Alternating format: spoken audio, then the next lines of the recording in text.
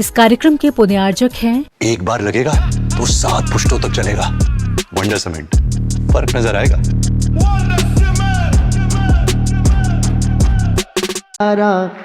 समय सागर नाम आचार्य श्री जी के श्री चरणों में झुका रहे अपना मात, जिनके जीवन की जय नागम का वह सुधा कलश जो बिखराते हैं गली गली, जिनके दर्शन को पा करके खिलती मुरझाई हृदय कली। ओम रूम अष्टोत्तर सत्संश्रोमणि आचार्य भगवान गुरुदेव श्री विद्यासागर जी महामुनीन्द्र, विद्याकुल शिरोमणि आचार्य भगवान श्री समय सागर जी महामुनीन्द्र, अत्रि अवतर अवतर शंभुष्टाया वाहनम, अत्र तिष्ठ तिष्ठ ठाठा स्थापनम, अत्र वम सन्नितो भवो सन्निधिकरणम। मैं आवाज़ दे रहा हूँ श्रीमान संजय जी जैन, श्रीमती रुचि जी जैन, आए और आकर के जल समर्पित कीजिएगा। आज वैवाहिक वर्षगांठ के उपलक्ष्य में आपने यह सौभाग्य प्राप्त किया है। संसारिक विषयों में पनक मैंने अपने को भरमाया, इस राग देश की बैतरणी से अब तक पार नहीं पाया। तब विद्या सिंधु के जल कण से भव कालुस धोने आया हूँ, आना जाना मिट जाए मेरा यह बंद काटने।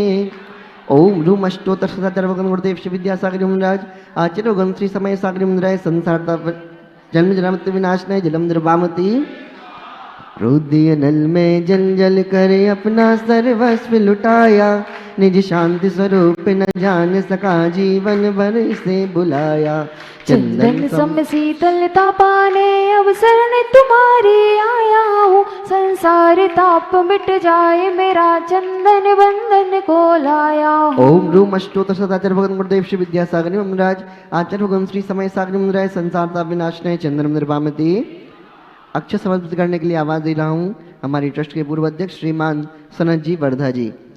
जड़ को ना मैंने जड़ समझा नहीं, अक्षय निधि को पहचान, अपने तो केवल सपने थे ब्रह्म और जगत का भटकाना। चरणों में अर्पित अक्षत है, अक्षय पद मुझको मिल जावे, तब ज्ञान अरुण की किरणों से यह हृदय। ओम रूम अष्टोत्तर सदाचार्य भगवान गुरुदेव श्री विद्यासागर महाराज आचार्य भगवान श्री समय सागर मुद्राय अक्षय पद प्राप्त एक स्थान निर्वामति। पुष्प समृद्ध करने के लिए भोपाल से हमारे बीच में उपस्थित श्रीमान अनीश जी, आयांश जी, आरुष जी, नीता जी जैन आए और आकर के समर्पित करें। इन विषय भोग की मदिरा पी में बना सदा से, तृष्णाओं को तृप्त करें जितनी उतनी बढ़ती इच्छा ज्वाल, मैं काम भाव विध्वंस हेतु मन सुमन चढ़ाने, यह मदन विजेता बन न सके यह भाव हृदय। ओम रूम अष्टोत्तर सदाचार्य भगवान गुरुदेव श्री विद्यासागर जी महामुनीन्द्राय विद्याकुल शिरोमणि आचार्य भगवान श्री समय सागर जी महामुनीन्द्राय काम अनुष्णय पुष्पाणि निर्वामति।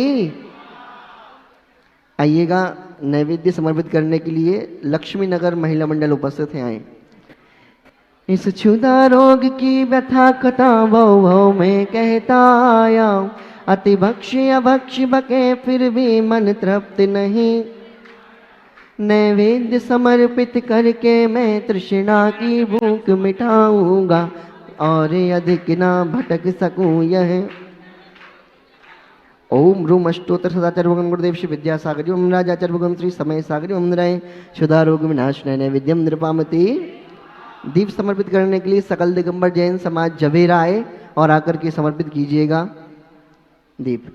मोह अंधकार से व्याकुल होने जिको नहीं मैंने पहचान, मैं राग द्वेष में लिप्त रहा इस हाथ रहा, यह दीप समर्पित है मुनिवर मेरा तम दूर भगा दे, तुम ज्ञान दीप की बाती से मम।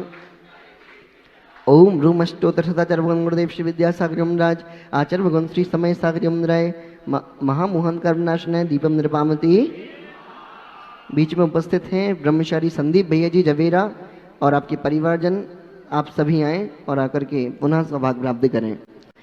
इन अशुभ कर्म ने घेरा है, मैंने अब तक यह माना था, बस पाप कर्म तज पुण्य कर्म को, शुभ अशुभ कर्म सब रिपुदल है मैं।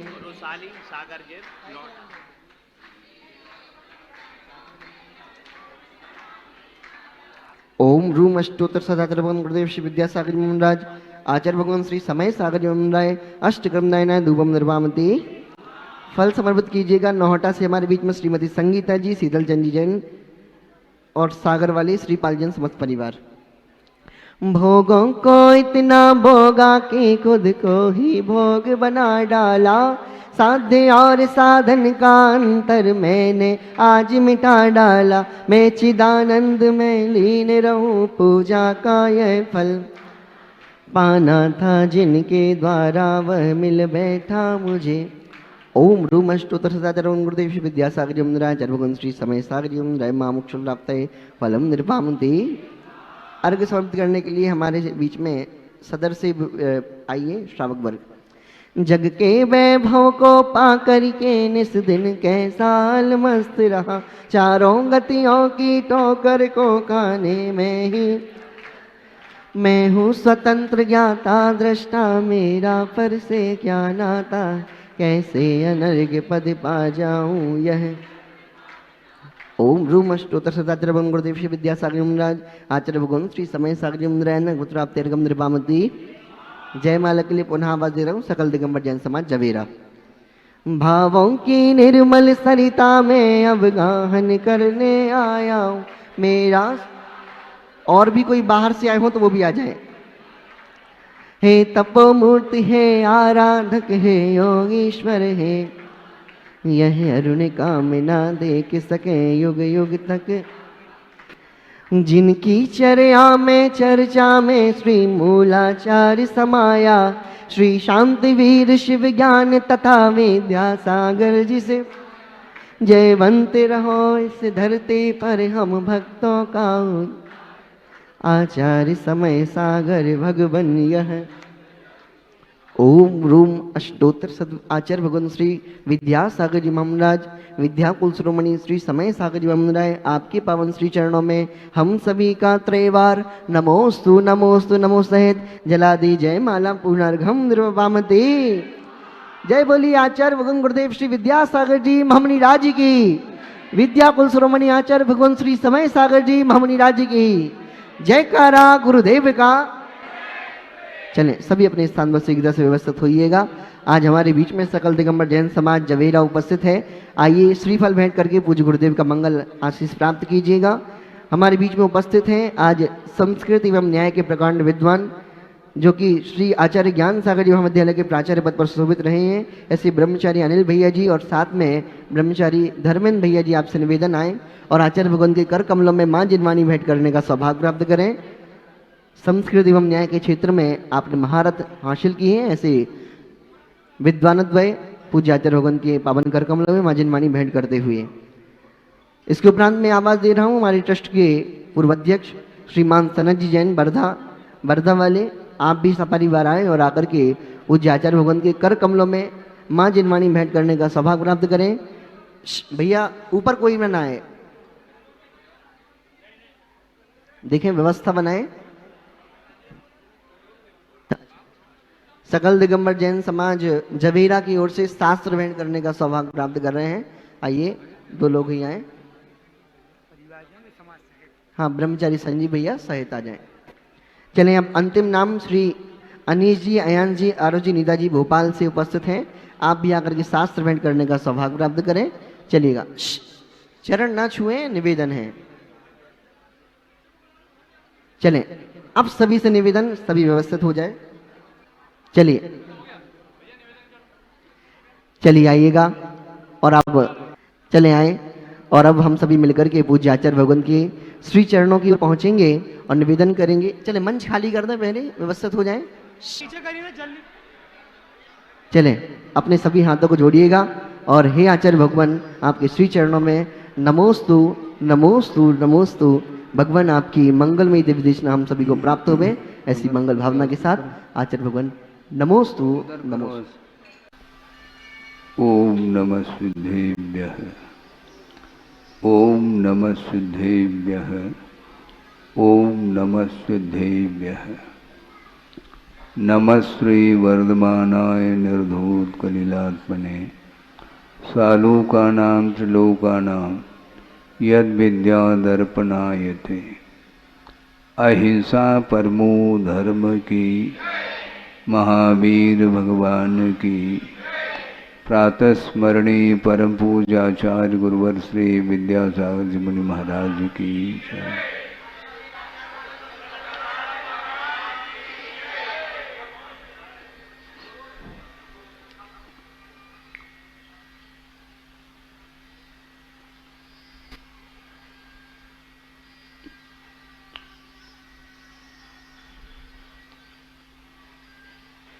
कर्म दिखाई नहीं देता। कर्म का आश्रव, कर्म का बंध, कर्म का संवर और कर्म की निर्जरा ये देखने में नहीं आती, किंतु फल के माध्यम से कर्म का अस्तित्व जानने में आता है। एक न्याय में एक सूत्र आता है, न्याय ग्रंथों में एक अनुमान का भी विषय बनता है। साधनात् साध विज्ञानम अनुमानम। साधन के माध्यम से साध्य का अनुमान किया जाता है। जैसे अग्नि दिखाई नहीं पड़ रही है, किंतु उसका अस्तित्व धूम्र के माध्यम से जानने में आता है। उसी प्रकार कर्म का अस्तित्व यदि जानना चाहो तो कर्म के फल के माध्यम से उसका अस्तित्व जानने में आता है। संसार दशा में पाप कर्म का उदय यदि आता है तो संसारी प्राणी दुख का अनुभव करता है।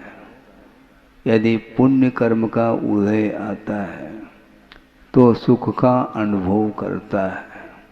ये जो फल देखने में आ रहे हैं ये बिना कर्म के उदय के संभव नहीं है। सुख दुख का संवेदन या सुख दुख संबंधी जो आकुलताएं हैं ये कर्म के फल हैं। और ऐसी स्थिति में इस आकुलता से ऊपर उठना है तो क्या किया जाए। और दूसरी बात ये है कि वेदनी कर्म का जो कार्य है सुख दुख पैदा करना, वह भी कार्य मोहनी कर्म के संयोग से ही होता है। मोहनी कर्म के अनुदय में वेदनी कर्म अपना कोई भी कार्य नहीं कर सकता। और वेदनी कर्म का उदय वैसे देखा जाए तो अरहंत अवस्था में भी उसका उदय देखने को मिलता है। इसलिए 11 परिचय को माना है। एकादश जिन्हें अर्थात जिनेंद्र भगवान में 11 परिचय होते हैं। ये औपचारिक कथन है, इसलिए क्योंकि मोहनी कर्म का क्षय होने के फलस्वरूप शेष 3 घातिया कर्मों के क्षय होने के फलस्वरूप जिन्हें केवल ज्ञान उत्पन्न हुआ है, तो ऐसी दशा में वेदनी कर्म का एकमात्र उदय मात्र है।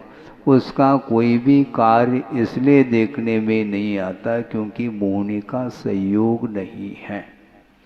इसलिए सुख और दुख का संवेदन अलग वस्तु, किंतु हर्ष और विषाद का जो अनुभव है वह बिना मोहनी के संभव नहीं है।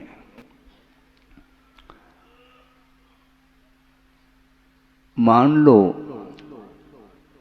श्रवण अवस्था की बात है, जिन्होंने चारों प्रकार के आहार का त्याग किया है, अनशन किया है, संभव है वह अनशन 1 दिन, 2 दिन, 4 दिन, 15 दिन अपनी क्षमता के अनुरूप अनशन किया है तो क्षुधा तो लगेगी, पक्की बात है। प्यास तो लगेगी, उसका संवेदन भी होगा, किंतु संवेदन शून्य नहीं है वो, किंतु संवेदन होते हुए भी प्रतिकार का जो भाव आता है वह मोहनी कर्म से प्रभावित होने के कारण प्रतिकार का भाव आता है। और ये प्रतिकार और ग्रहण ये 2 शब्द हैं जो कि आर्ध ध्यान की ओर ले जाते हैं। क्षुधा के शमन के लिए श्रवण आहार के लिए उठते हैं, तो क्षुधा का जो शमन क्यों किया जाए? क्योंकि क्षुधा इष्ट है क्या किसी को? क्षुधा इष्ट नहीं है, क्षुधा अनिष्ट है और उसका समागम हुआ है तो उसके शमन के लिए आहार को ग्रहण किया जाता है।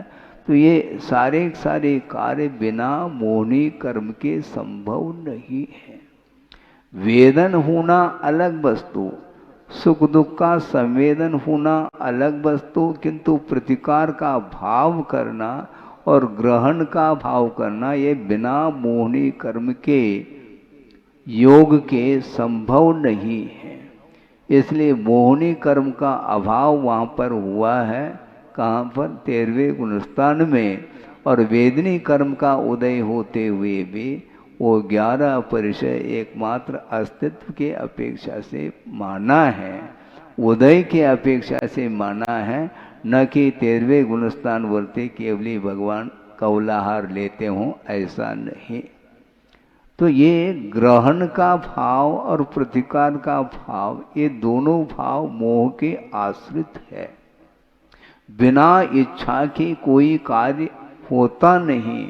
श्रवण की भूमिका में भी जो प्रवृत्ति हो रही है आहार ग्रहण करने की, वह भी मोह के आश्रित ही है।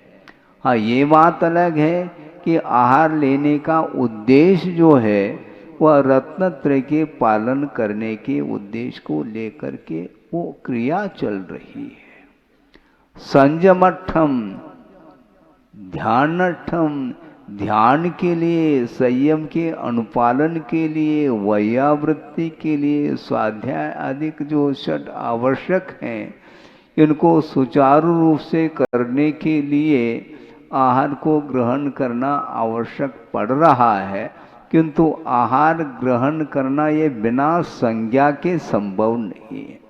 इसलिए पहले भी यह विषय हमने दिया था प्रसंग के अनुरूप, उसी विषय को आपके सामने पुनः प्रसंग इसलिए बनाया है क्योंकि ये जो क्रियाएं होती हैं ये बुद्धि पूर्वक होती हैं और इच्छा पूर्वक होती है, और इच्छा ही बिना मोह के प्रभाव के संभव नहीं है। मोहनी कर्म का सामान्य रूप से उदय होना अलग वस्तु। जैसे अनशन करके बैठे हैं श्रमण, उस समय मोहनी कर्म में संज्वलन, क्रोध, मान, माया, लोभ में से किसी भी कर्म का उदय हो सकता है, इसमें कोई बाधा नहीं है। किंतु उदय मात्र से इच्छा हो अनिवार्य नहीं। और ये इच्छा जो है ये अपने आप में आर्ध ध्यान को सूचित करता है।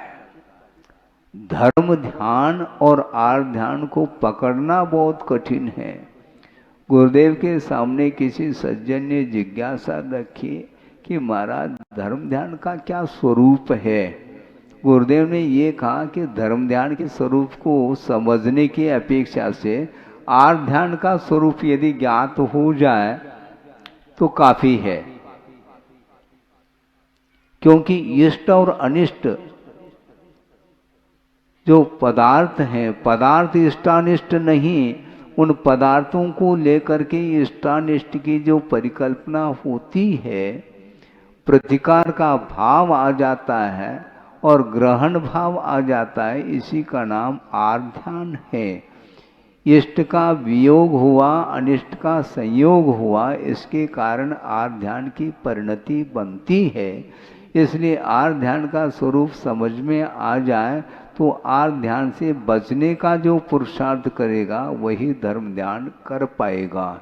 इस प्रकार धर्म ध्यान की ओर अपने को आगे बढ़ना है तो कम से कम विषयों के प्रति जो राग उत्पन्न हो रहा है, जो मोह जागृत हो रहा है, उसको परसेंटेज में कम करने का यदि हम पुरुषार्थ करते हैं तो निश्चित रूप से धर्म ध्यान हमारे लिए आसान सिद्ध होता है।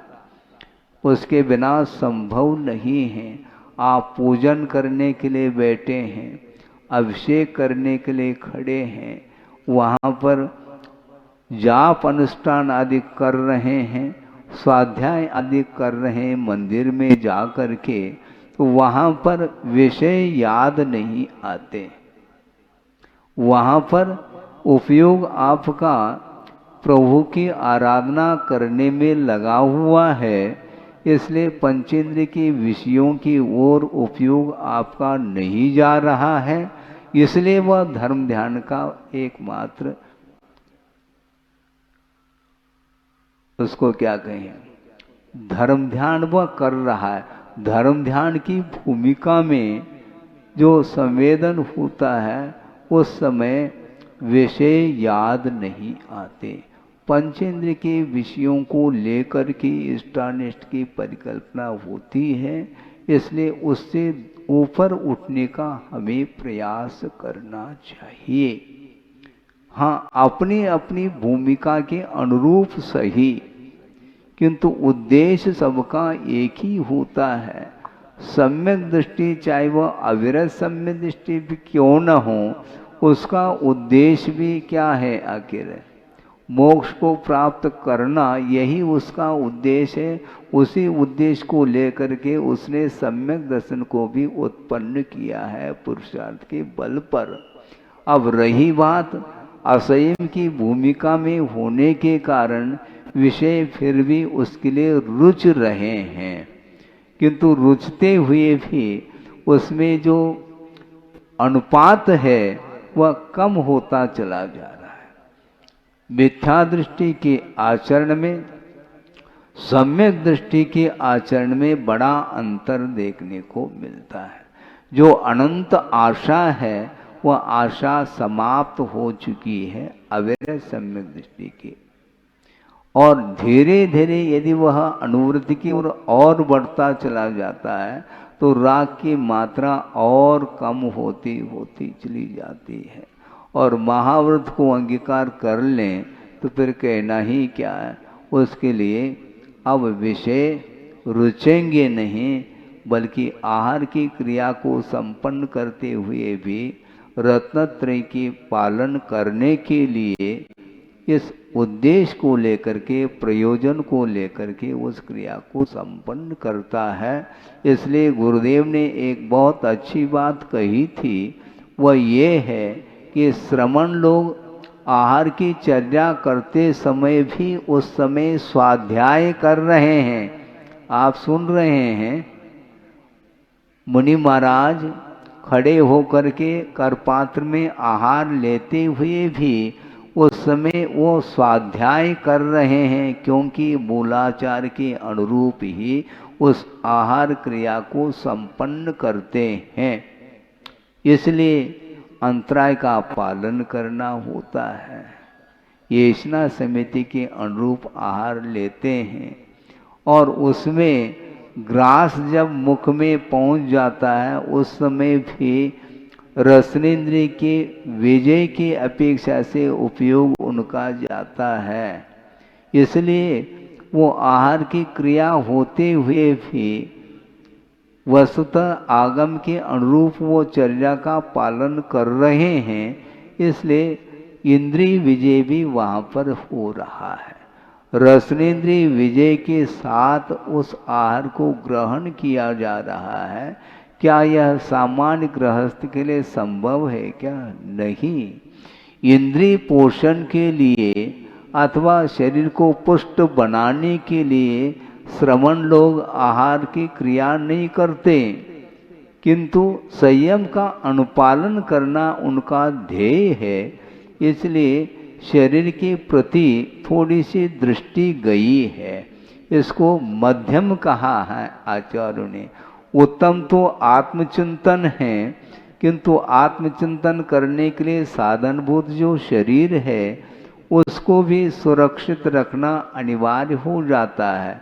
शरीर के प्रति ममत्व भाव नहीं होते हुए भी उसके माध्यम से चारित्र का अनुपालन होता है। इसलिए आगम के अनुरूप वह शरीर के लिए आहार देते हैं। एक बार गुरुदेव ने कहा था कि आप लोग दाता हैं, सुन रहे हैं क्या नहीं? हाँ, आप दाता हैं, किंतु मुख्य रूप से दाता तो श्रमण है। ये कैसी बात महाराज? आप देते हैं, किंतु आपके हाथ से वह ग्रास आया है, किंतु श्रमण आहार ले नहीं रहे, किंतु शरीर के लिए दे रहे हैं। क्या सुना? शरीर के लिए वो आहार दे रहे हैं, इसलिए मुख्य रूप से दाता तो श्रमण ही है। नवधा भक्ति पूर्वक दाता ने मुनि महाराज के करपात्र में ग्रास दिया है, किंतु देते ही उसको ग्रहण नहीं करते, किंतु येषणा समिति पूर्वक संशोधन करके उस ग्रास को वो ले रहे हैं। किस लिए? शरीर को देना है, क्योंकि ये एक प्रकार से मशीन है शरीर, और उसके लिए पेट्रोल की आवश्यकता पड़ती है। इसलिए व्यवस्थित ढंग से शुद्ध आहार इस शरीर के लिए अनुपात से देते हैं, आगम के अनुरूप देते हैं। इसलिए उस समय भी उनके लिए कर्मों की निर्जरा होती है। पात्र के लिए भी और दाता के लिए भी, दोनों के लिए लाभ हो रहा है। दाता श्रमण के लिए विधिवत आहार देता है तो उसके लिए पुण्य का संचय हो रहा है, और श्रमण के लिए क्या लाभ हो रहा है? क्योंकि उस आहार के माध्यम से रत्नत्रय का अनुपालन होता है और सम्यक दर्शन आदि में अभिवृद्धि होती है। इस प्रकार पात्र और दाता दोनों के लिए ऊपर अनुग्रह हो रहा है। स्वस्याति सर्गो दानम अनुग्रहार्थम, ऐसा कहा। स्वयं के लिए, स्वयं के ऊपर भी अनुग्रह हो रहा है और पात्र के ऊपर भी अनुग्रह हो रहा है, दोनों के लिए लाभ हो रहा है। इसलिए दाता वह पुण्य संचय कर लेता है, साथ से पुण्य का संचय होता है, जिसको पुण्यान बंदी पुण्य की संज्ञा दी है। और उस आहार को विधिवत ग्रहण करके श्रमण लोग कर्मों की निर्जरा करते हैं, पाप कर्म की निर्जरा, और उस आहार के प्रति ममत्व भाव का अभाव होने के कारण पुण्य का संचय होता चला जाता है। इस प्रकार विधिवत आहार ग्रहण करने की प्रक्रिया है। इसलिए वस्तुतः ये क्रिया सामान्य क्रिया नहीं है। तीर्थंकर भी छद्मस्त अवस्था में आहार के लिए उठते हैं और उनके लिए भी आहार लेने की इच्छा होती है। इसलिए आचार्यों ने आगम ग्रंथों में लिखा है कि छठे गुणस्थान तक आहार ध्यान की सीमा है। इसलिए छठोति परम सन्ना, प्रथम संज्ञा अर्थात जो आहार संज्ञा है वह छठे गुणस्थान तक होती है। इस अपेक्षा से ही आहार ध्यान की भूमिका में श्रमण लोग भी आते हैं, किंतु वह आहार ध्यान होता हुआ भी उसका अनुपात बहुत अल्प है, उसकी जो क्वालिटी है बहुत मिथ्या दृष्टि का आर ध्यान, अवरे सम्य दृष्टि का आर ध्यान, अनुवृत्ति का आर ध्यान और एक छठे गुणस्थान वृत्ति श्रवण का आर ध्यान, इन सब में जमीन आसमान का अंतर देखने को मिलता है। इसलिए कर्म क्षय के लिए कर्म निर्जरा करने हेतु वह आहार लेते हैं, इसके पीछे और कोई भी उनका अभिप्राय नहीं रहता है। इसलिए कर्म बंद दिखाई नहीं देता है, आश्रव बंद संवर ये सारे देखने में नहीं आते हुए भी फल के माध्यम से ही कर्म का अनुमान होता है। इसलिए कर्म बंध से बचने के लिए अपनी अपनी भूमिका के अनुरूप धर्म ध्यान करने का पुरुषार्थ करना चाहिए, क्योंकि धर्म ध्यान के बिना आगे आत्मा का विकास संभव नहीं है। आर ध्यान और रौद्र ध्यान के माध्यम से कर्म बंद होता है और धर्म ध्यान और शुक्ल ध्यान के माध्यम से कर्मों की निर्जरा और मुक्ति होती है। इसलिए आदि अपने परे मोक्ष हेतु ऐसा कहा है। धर्म ध्यान और शुक्ल ध्यान मुक्ति के लिए कारण है और आर ध्यान रौद्र ध्यान यदि विशेष रूप से है तो वह संसार के लिए कारण कहा है। इसलिए जिसको संसार से ऊपर उठना है उसे आर ध्यान रौद्र ध्यान से बचते हुए, उसको कम करते हुए धर्म ध्यान की ओर अपने को आगे बढ़ना है। धर्म ध्यान का अर्थ और कोई विशेष बात नहीं, धर्म में ध्यान रखना ये धर्म ध्यान है। उपयोग धर्म की ओर होना चाहिए।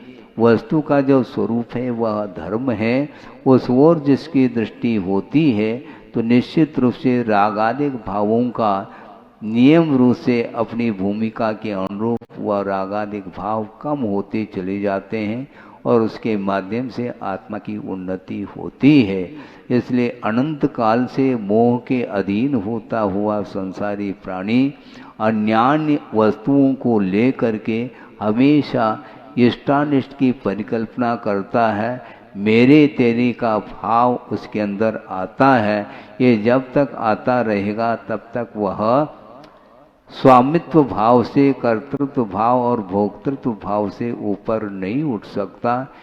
जब तक इस प्रकार के भावों से अपने आप को उठाने का प्रयास नहीं करता तब तक वह संसार में उसको परिभ्रमण करना पड़ता है। इसलिए संसार परिभ्रमण से ऊपर उठने के लिए सच्चे देव गुरु शास्त्र का आलम्बन लेकर के उनकी आराधना के माध्यम से हमें अपने गंतव्य जिसको बोलते हैं मोक्ष प्राप्त करना प्रत्येक भव्य आत्मा का एक उद्देश्य होता है, उसका लक्ष्य होता है। वहाँ तक पहुँचने के लिए यथा योग्य धर्म ध्यान करते रहें, जिसके माध्यम से भावों में पवित्रता आती है और भावों में पवित्रता आती है तो निश्चित रूप से कर्म का क्षय हो सकता है और निर्जरा पूर्वक अंत में जाकर के पूर्णतः कर्मों का विनाश हो सकता है। इसलिए जल्दी से जल्दी प्रत्येक भव्य आत्मा जो मोक्ष को प्राप्त करना चाहता है उसके लिए विशेष रूप से मोक्ष मार्ग की सामग्री प्राप्त हो और उसके माध्यम से मोक्ष पुरुषार्थ करते हुए शरीरातीत अवस्था को प्राप्त करने का प्रयास करें। अहिंसा परमो धर्म की जय। बोधि समाधि परिणाम शुद्धि स्वात्मोपलब्धि शिव शोक शुद्धि चिंतामणिम चिंतित वस्तुदाने पामंद मानस्य ममास्तुति। परम पूज्य आचार्य गुरुवर श्री विद्यासागर जी मुनि महाराज की जय।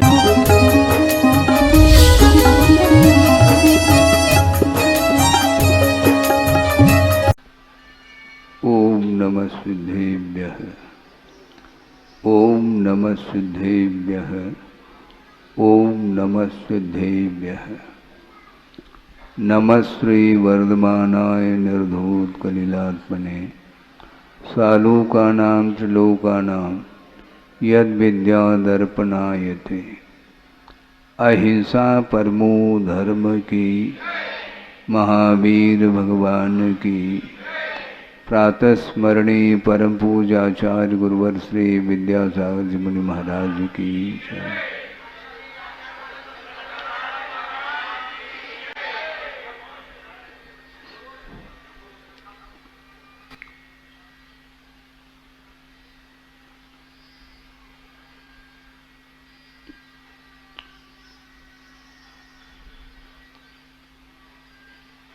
कर्म दिखाई नहीं देता, कर्म का आश्रव, कर्म का बंध, कर्म का संवर और कर्म की निर्जरा ये देखने में नहीं आती, किंतु फल के माध्यम से कर्म का अस्तित्व जानने में आता है। एक न्याय में एक सूत्र आता है, न्याय ग्रंथों में एक अनुमान का भी विषय बनता है। साधनात् साध विज्ञानम अनुमानम। साधन के माध्यम से साध्य का अनुमान किया जाता है। जैसे अग्नि दिखाई नहीं पड़ रही है, किंतु उसका अस्तित्व धूम्र के माध्यम से जानने में आता है। उसी प्रकार कर्म का अस्तित्व यदि जानना चाहो तो कर्म के फल के माध्यम से उसका अस्तित्व जानने में आता है। संसार दशा में पाप कर्म का उदय यदि आता है तो संसारी प्राणी दुख का अनुभव करता है। यदि पुण्य कर्म का उदय आता है तो सुख का अनुभव करता है। ये जो फल देखने में आ रहे हैं ये बिना कर्म के उदय के संभव नहीं है। सुख दुख का संवेदन या सुख दुख संबंधी जो आकुलताएं हैं ये कर्म के फल हैं। और ऐसी स्थिति में इस आकुलता से ऊपर उठना है तो क्या किया जाए। और दूसरी बात ये है कि वेदनी कर्म का जो कार्य है सुख दुख पैदा करना, वह भी कार्य मोहनी कर्म के संयोग से ही होता है। मोहनी कर्म के अनुदय में वेदनी कर्म अपना कोई भी कार्य नहीं कर सकता। और वेदनी कर्म का उदय वैसे देखा जाए तो अरहंत अवस्था में भी उसका उदय देखने को मिलता है।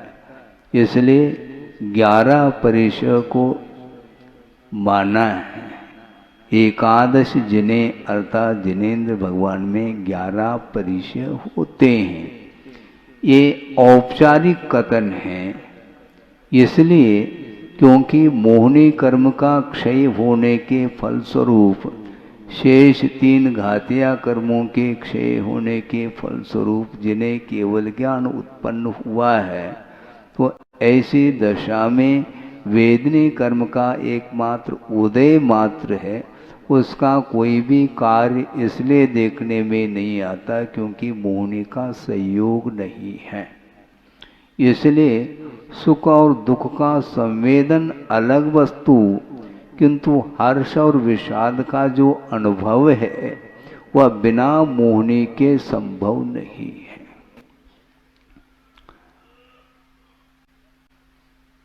मान लो श्रवण अवस्था की बात है, जिन्होंने चारों प्रकार के आहार का त्याग किया है, अनशन किया है, संभव है वह अनशन 1 दिन 2 दिन 4 दिन 15 दिन अपनी क्षमता के अनुरूप अनशन किया है तो क्षुधा तो लगेगी, पक्की बात है।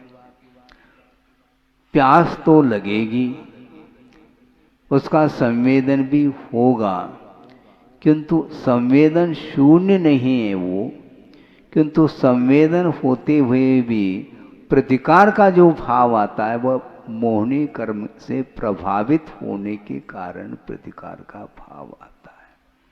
और ये प्रतिकार और ग्रहण ये दो शब्द हैं जो कि आर्ध ध्यान की ओर ले जाते हैं। क्षुधा के शमन के लिए श्रवण आहार के लिए उठते हैं। तो क्षुधा का जो शमन क्यों किया जाए? क्योंकि क्षुधा इष्ट है क्या किसी को? क्षुधा इष्ट नहीं है, क्षुधा अनिष्ट है और उसका समागम हुआ है तो उसके शमन के लिए आहार को ग्रहण किया जाता है। तो ये सारे कार्य बिना मोहनी कर्म के संभव नहीं है। वेदन होना अलग वस्तु, सुख दुख का संवेदन होना अलग वस्तु, किंतु प्रतिकार का भाव करना और ग्रहण का भाव करना ये बिना मोहनी कर्म के योग के संभव नहीं है। इसलिए मोहनी कर्म का अभाव वहाँ पर हुआ है। कहाँ पर? 13वें गुणस्थान में। और वेदनी कर्म का उदय होते हुए भी वो 11 परिचय एकमात्र अस्तित्व के अपेक्षा से माना है, उदय के अपेक्षा से माना है, न कि 13वें गुणस्थान वर्ते केवली भगवान कौलाहार लेते हों, ऐसा नहीं। तो ये ग्रहण का भाव और प्रतिकार का भाव, ये दोनों भाव मोह के आश्रित है। बिना इच्छा के कोई कार्य होता नहीं। श्रवण की भूमिका में भी जो प्रवृत्ति हो रही है आहार ग्रहण करने की, वह भी मोह के आश्रित ही है। हाँ, ये बात अलग है कि आहार लेने का उद्देश्य जो है वह रत्नत्रय के पालन करने के उद्देश्य को लेकर के वो क्रिया चल रही है। संयमठम ध्यानठम, ध्यान के लिए, संयम के अनुपालन के लिए, वैयावृत्ति के लिए, स्वाध्याय आदि जो षट आवश्यक हैं, इनको सुचारू रूप से करने के लिए आहार को ग्रहण करना आवश्यक पड़ रहा है। किंतु आहार ग्रहण करना ये बिना संज्ञा के संभव नहीं है। इसलिए पहले भी यह विषय हमने दिया था प्रसंग के अनुरूप। उसी विषय को आपके सामने पुनः प्रसंग इसलिए बनाया है क्योंकि ये जो क्रियाएं होती हैं ये बुद्धि पूर्वक होती हैं और इच्छा पूर्वक होती है। और इच्छा ही बिना मोह के प्रभाव के संभव नहीं है। मोहनी कर्म का सामान्य रूप से उदय होना अलग वस्तु। जैसे अनशन करके बैठे हैं श्रमण, उस समय मोहनी कर्म में संज्वलन, क्रोध, मान, माया, लोभ में से किसी भी कर्म का उदय हो सकता है, इसमें कोई बाधा नहीं है। किंतु उदय मात्र से इच्छा हो अनिवार्य नहीं। और ये इच्छा जो है ये अपने आप में आर्ध ध्यान को सूचित करता है।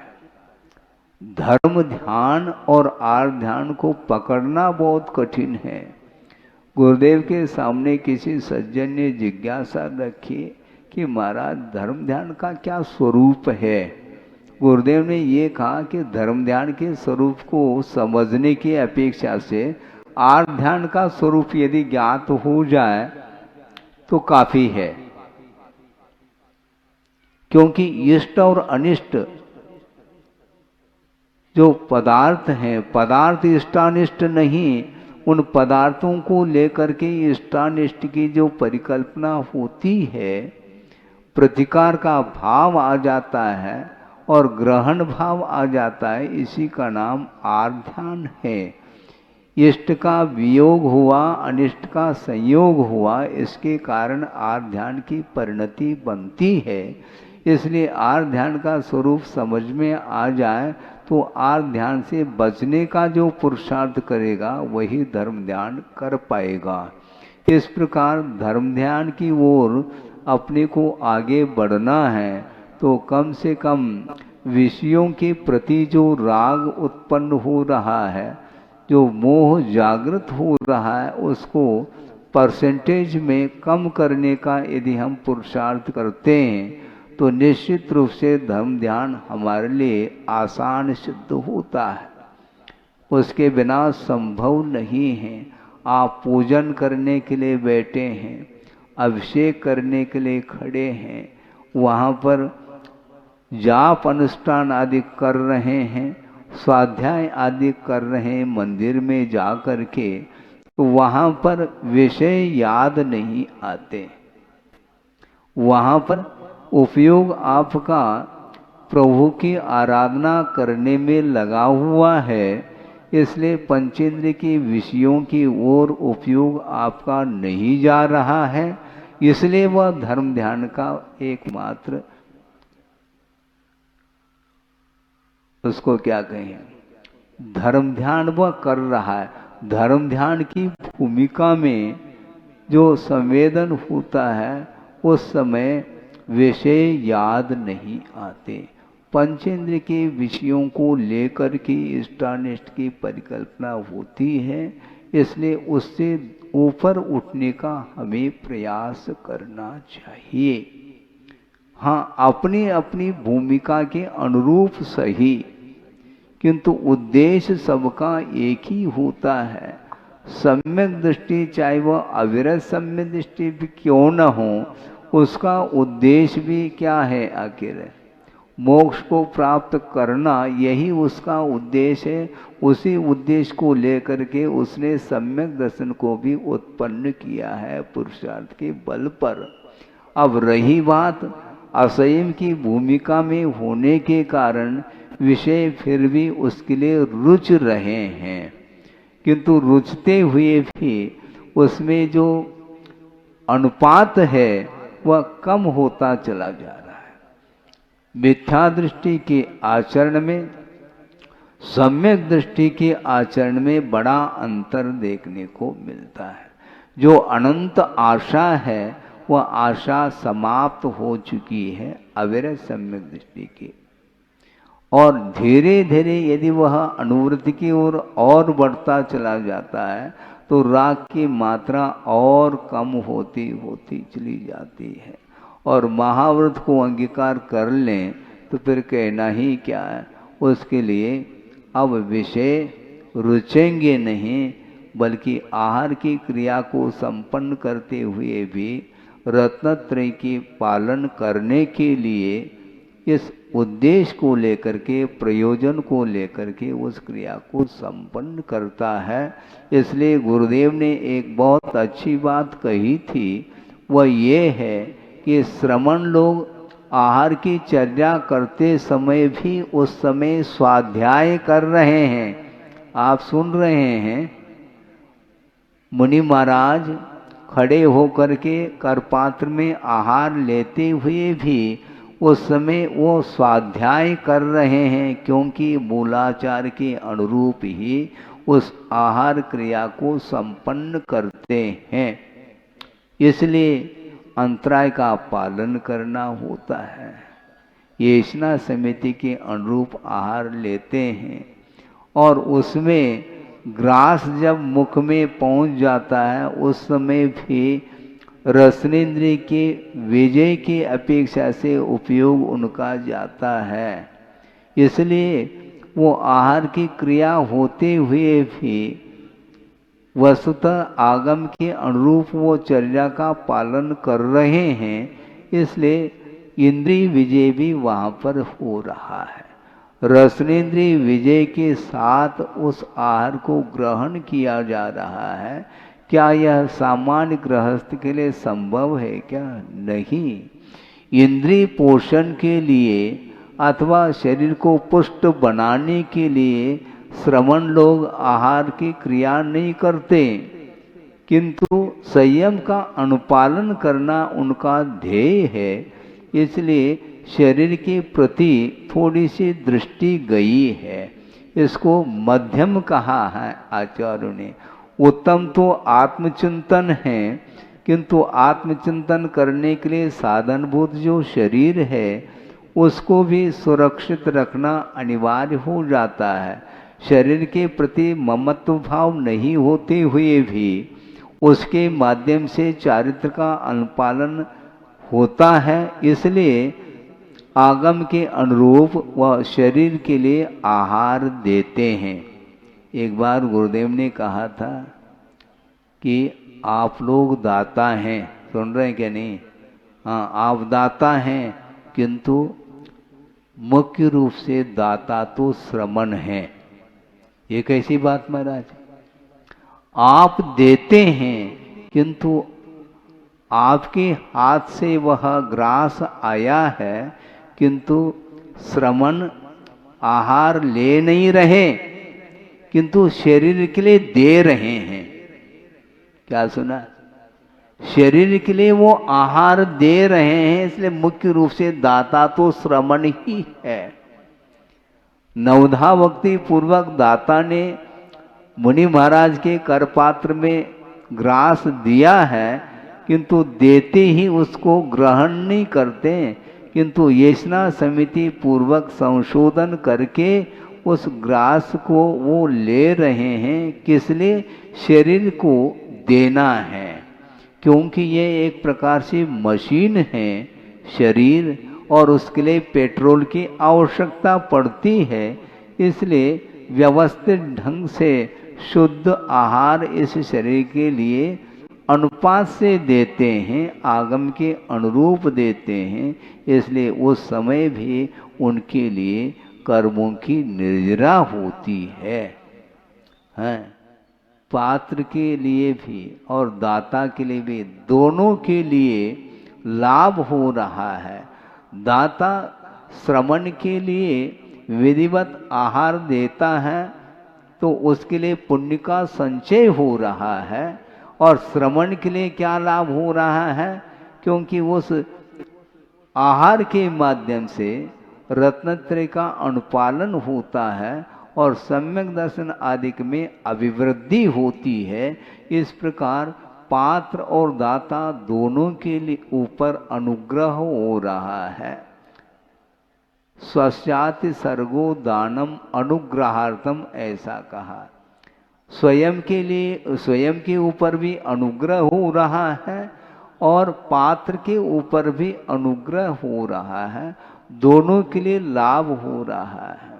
इसलिए दाता वह पुण्य संचय कर लेता है, साथ से पुण्य का संचय होता है, जिसको पुण्यानुबंधी पुण्य की संज्ञा दी है।